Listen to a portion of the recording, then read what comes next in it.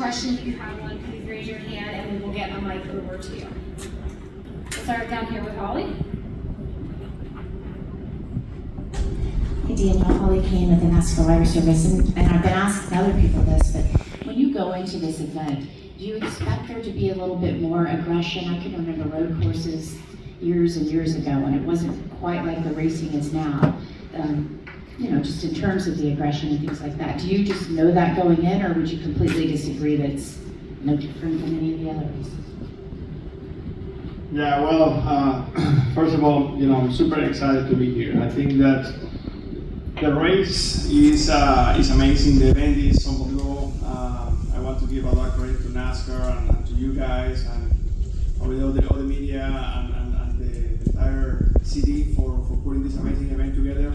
And I think when it comes to the drivers, I think in the first part of the weekend we're going to be a little cautious, just because racing on the streets, it can be a little intimidating, just because a little slight mistake and you pay the price big.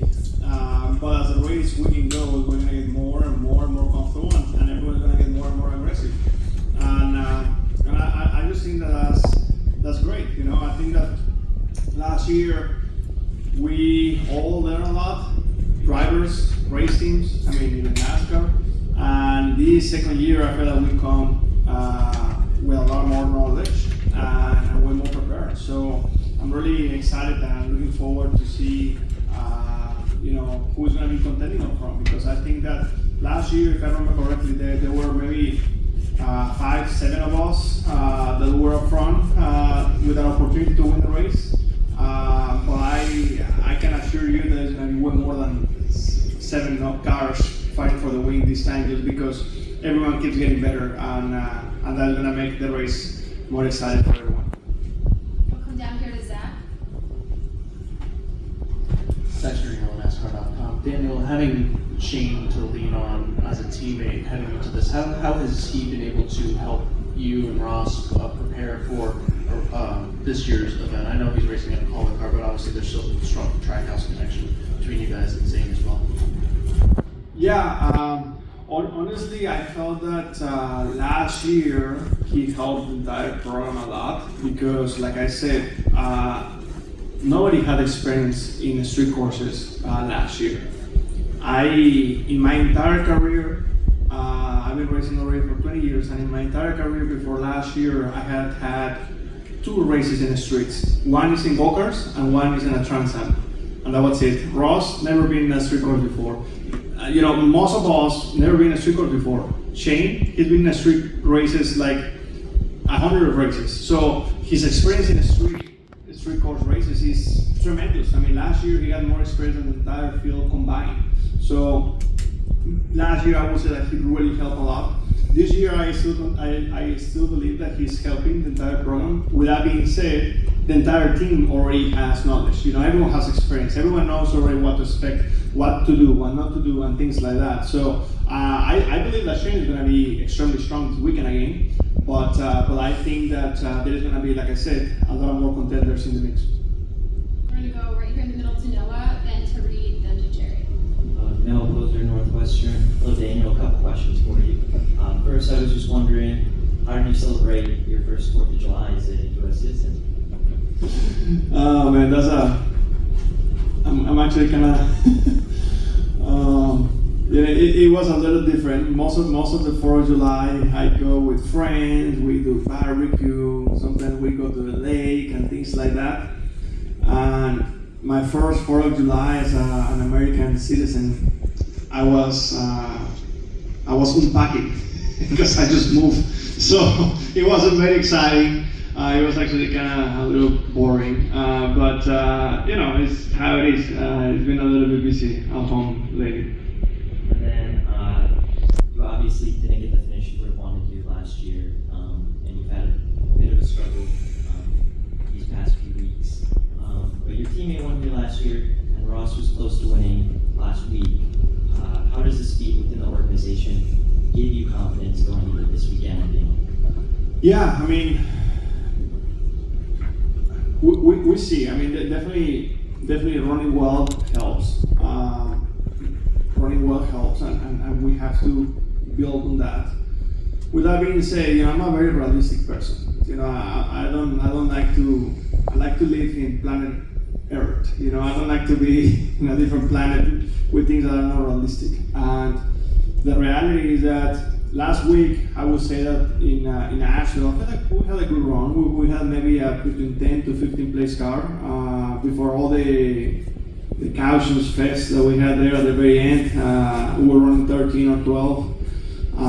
Ross was in a good position. I think Ross was maybe a little bit better than us. I still believe that there were cars out there that they were much better than us, but Stridey, got him in that position.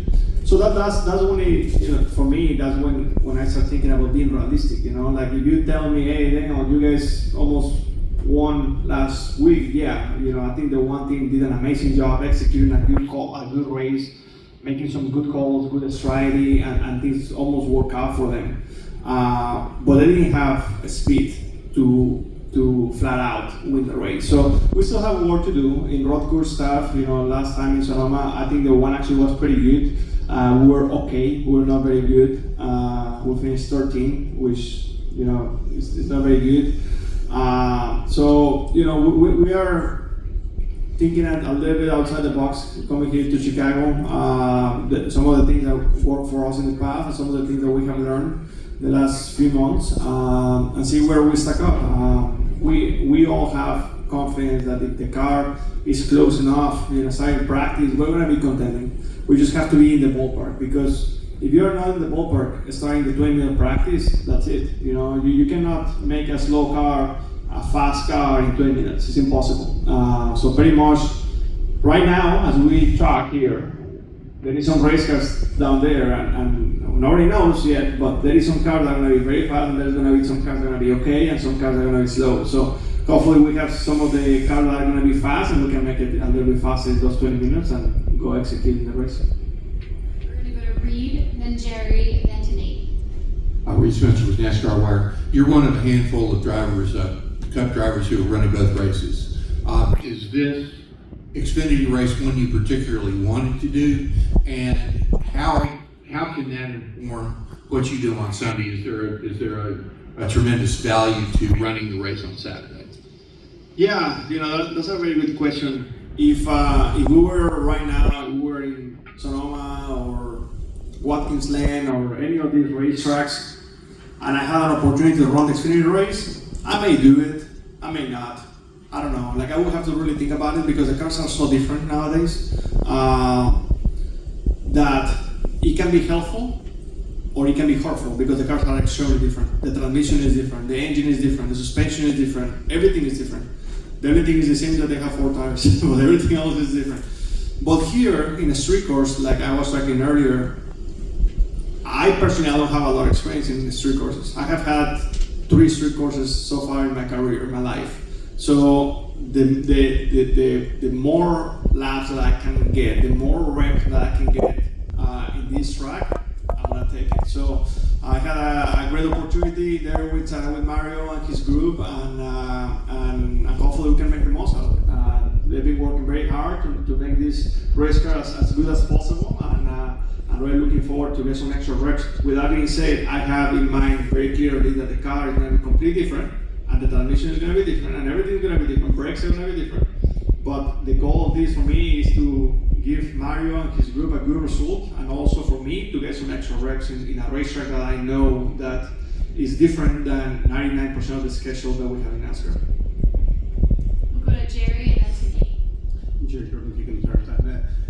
Not a racing question. A couple weeks ago, you told us that Julia had a list for you of things you had to do, your passport, everything, everything you needed. Did you get everything done? That was the moving part of the whole list that you were talking about?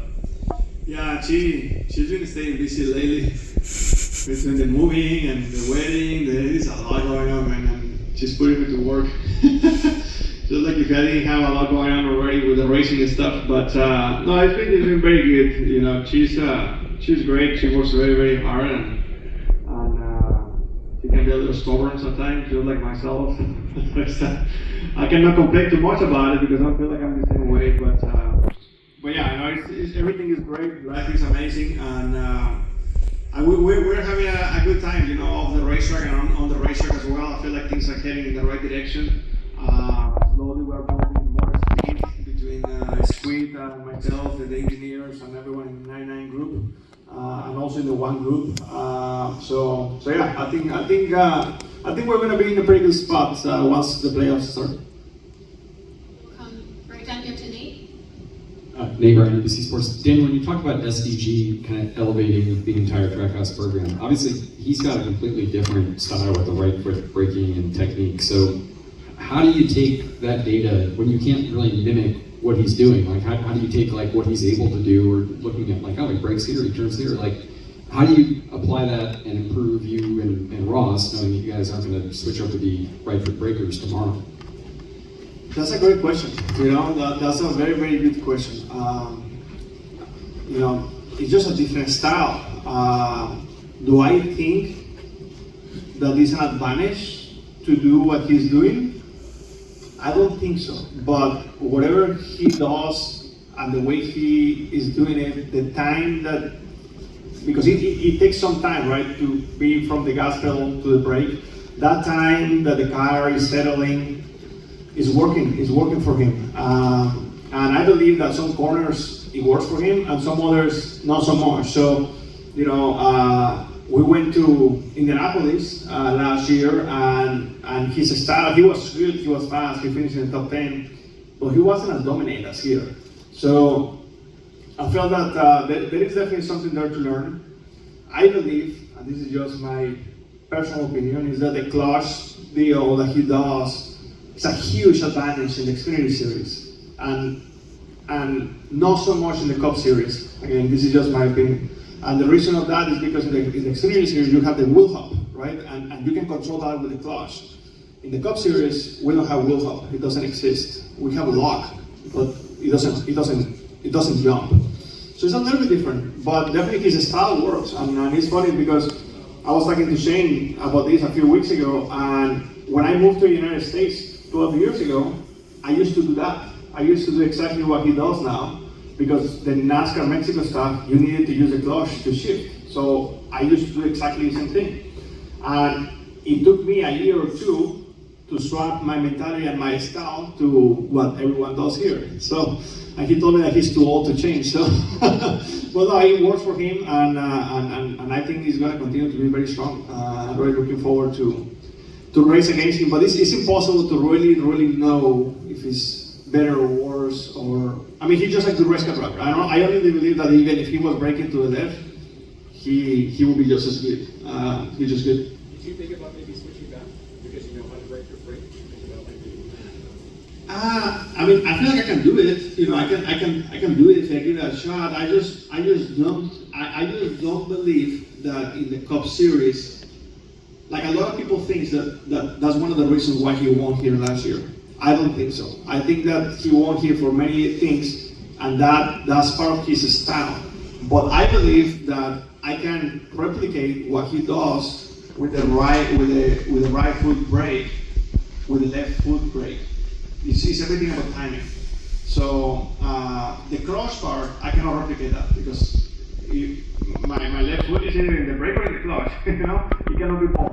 So, but I don't think that the clutch does a lot in this car. It does a lot in the Xfinity stuff. That's why I believe that in the Xfinity car, he's going to be dominating there for a while on broad courses, just because he's avoiding the wheel hub doesn't exist for him in the Xfinity car because he's using the clutch and nobody else is doing that. Are there any other questions for Daniel? We'll come down here to Lee and then in the back. Please spend for Series 6 to NASCAR Radio and CatchFence.com. Just curious, what was your first impression when you got to the road course last year and just saw everything around it? Because, I mean, clearly it's unlike anything we've ever raced at.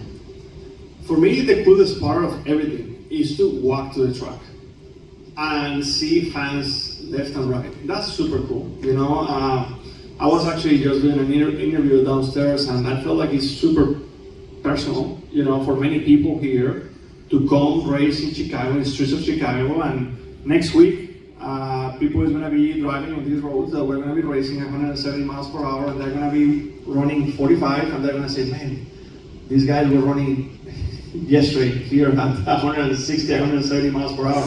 So that's the part that is very, very crazy, right? To think about that. So, and also we are racing in their city, we are racing in their turf. So I think that's very special. And I don't know, I personally think that we should have more street courses just because it's an amazing way to connect with the city in a whole different level. It's way more personal. We've been bringing fans to the racetracks for 75 years, and I feel like this style, this thought process about bringing the racetrack to the fans, which is exactly what we're doing here, I think it's actually it's a pretty good way to do it. We'll go all the way in the back, and then we'll come back down here to go. Daniel, Samuel Stubbs, yardbarker.com. You said earlier that you feel, pretty decent about where your team is at the moment, slowly getting some momentum. 7 races left to the playoffs. You had that win at Atlanta. You probably haven't had exactly the season you want, maybe from a consistency standpoint, but where do you think you guys stack up right now against the rest of the postseason field? Maybe hard to tell this early, but do you think you have what it takes to make a deep playoff run this year? I feel like we have work to do, to be honest. I don't think that. I believe that if the playoffs were starting tomorrow, I think that we would really change the mindset, the way that we've been doing things, trying different things, and the way that we've been calling some races. With that being said, I've been talking to my team about, it's impossible to go to a playoffs and just flip the switch and just be strong.